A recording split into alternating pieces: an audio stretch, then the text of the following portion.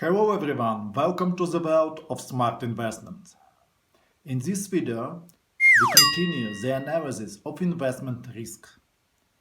Every smart investor needs to understand the proper risk analysis is an essential element of success in investing.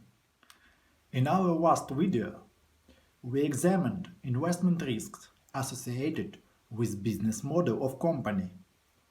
You can see that video at my YouTube channel, link about. I invite you. Today, now we will analyze investment risks associated with business management. Moreover, we will see managers through the eyes of outstanding investor Warren Buffett. My name is Liubomyr. I am general partner, investor of Equity Capital Partners.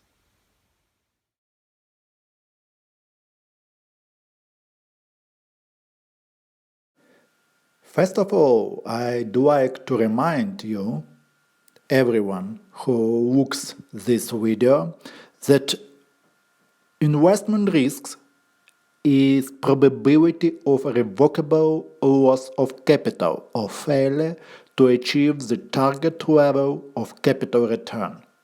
These words are Warren Buffett words.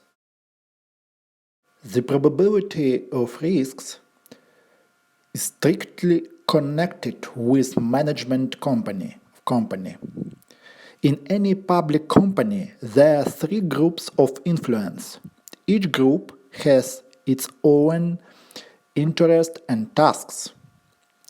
It's important for you as an investor to understand that when you buy a company shares, you become its shareholders. That is the owner, same to owner of company. It's clear that the desire and goal of any business owner is the high profitability and growth of capitalization of his company. The board of directors and management must realize these goals. Therefore, it's extremely important that the management, and even more so the board of directors, think, make decisions, and act as a business owners. This is the reason why Warren Buffett likes successful businesses where the owners and managers are members of the same family. Unfortunately, most public companies are managed by hired managers. How in such situation to determine in practice whether the top manager acts as the owner of the business? First of all, carefully look at what the top manager does with retained earnings. If a company makes a profit, top managers have several options. They can pay all the profits in the form of dividends to shareholders. Secondly, they can reduce the debts of company. Thirdly, they can reinvest in their own business. They can invest in other companies, that is, to conduct mergers or acquisitions. And finally, they can replenish cash reserves and can buy back their own shares, repurchase program. Outstanding manager will choose the option with maximum return on capital and minimal risk. Therefore, the number one criterion in assessing the effectiveness of top manager is an indicator of return on retained earnings. This is a formula of return or retained earnings. I show you in real life example how to determine return or retained earnings. This is YY company in the internet industry.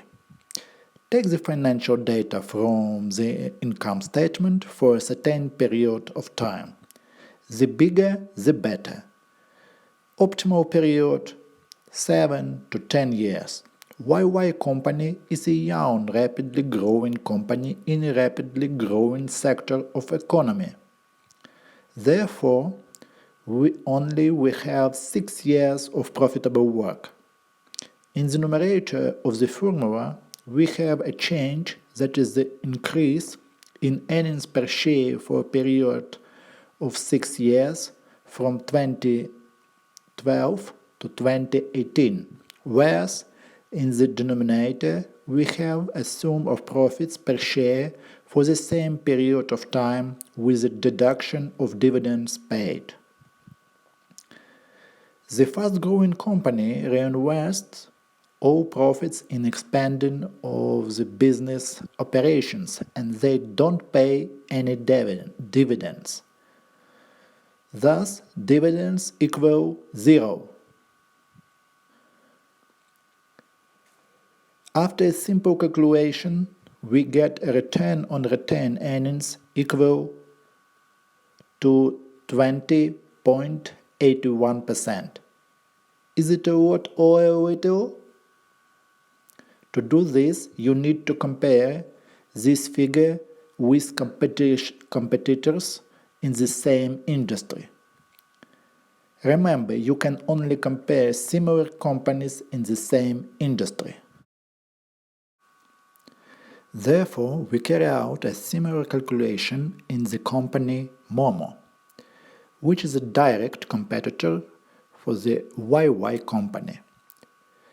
These companies are at one stage of development, and what we see, return on retained earnings at Momo is 34.77%. This means that Momo managers more efficiently place shareholders' capital in the same market conditions. Thus, we can conclude that the top managers of Momo are of a higher level and care more about the interest of their shareholders than YY managers. I think it's clear that we examine only one key criterion for evaluating top managers. In reality, there are more such criteria, and we will continue their consideration in the next video. I hope this video is valuable for you. If this is yes, please subscribe to this channel, my YouTube channel, share this video to your friends, colleagues or other persons who is seriously interested in smart investment. I produce 2 videos every week. See you next video. Thanks for watching.